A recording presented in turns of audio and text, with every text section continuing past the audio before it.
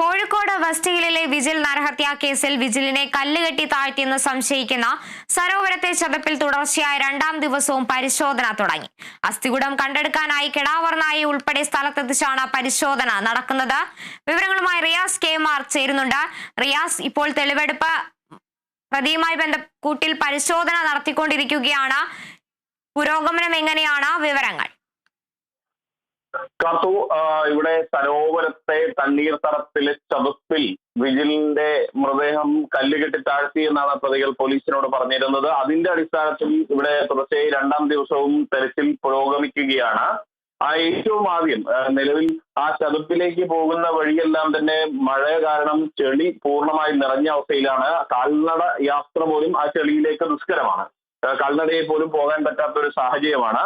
ഈ ഒരു അവസ്ഥയിൽ ഏറ്റവും പ്രധാനപ്പെട്ട ഒരു കാര്യം, അതായത് നേരെ അവിടെ മണ്ണിട്ട് നിരപ്പാക്കിക്കൊണ്ട് അതുവഴി സുഗമമായ രീതിയിൽ മണ്ണുമാന്തി യന്ത്രത്തിന് കടന്നു പോകാനുള്ള ഒരു സാഹചര്യം ഒരുക്കുക.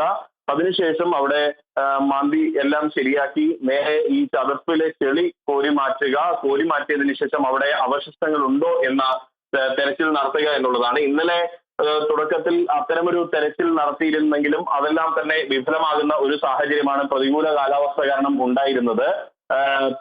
മുഖ്യപ്രതി കെ നിഖിലിനെ സംഭവ സ്ഥലത്ത് ഇന്നും എത്തിച്ചിട്ടുണ്ട്. ഇന്ന് കെടാവർ നായയുടെ സഹായവും പോലീസ് തേടിയിട്ടുണ്ട്. കെടാവർ നായ രാവിലെ തന്നെ ഇവിടെ സ്ഥലത്തെത്തിച്ചിട്ടുണ്ട്. ഇന്ന് അന്വേഷണ ഉദ്യോഗസ്ഥനായ KR രഞ്ജിത്തിന്റെ നേതൃത്വത്തിലാണ് പ്രവൃത്തി പുരോഗമിക്കുന്നത്. നിലവിൽ പോലീസ് കസ്റ്റഡിയിലുള്ള 2 പ്രതികൾ, അവരെ 3 ദിവസത്തേക്കാണ് കോടതി കസ്റ്റഡിയിൽ വിട്ടിട്ടുള്ളത്. ഒന്ന് മുഖ്യപ്രതി കെ നിഖിലാണ്, രണ്ടാമത്തെ പ്രതി ചെന്നിയമ്പാറ ദീപേഷ് ആണ്.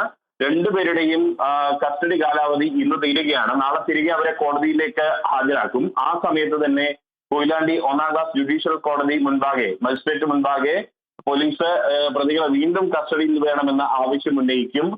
രണ്ടാം പ്രതിയായിട്ടുള്ള പൂവാട്ടുപറമ്പ് സ്വദേശി രഞ്ജിത്ത് ഇപ്പോഴും ഒളിവിലാണ്. അയാളെ കണ്ടെത്താനുള്ള ശ്രമവും ഇതിന് സമാന്തരമായി പോലീസ് നടത്തുന്നുണ്ട്. കാർത്തു, ശരി. വിജിൽ നരഹത്യാ കേസിലാണ് രണ്ടാം ദിവസവും പരിശോധന ആരംഭിച്ചിരിക്കുന്നത്. അസ്ഥികൂടം കണ്ടെടുക്കാനായി കെടാവർ നായി ഉൾപ്പെടെ സ്ഥലത്തെത്തിച്ചാണ് ഇപ്പോൾ പരിശോധന നടത്തിക്കൊണ്ടിരിക്കുന്നത്. റിയാസ് കെ.മാർ ആണ് വിവരങ്ങൾ നൽകിയത്.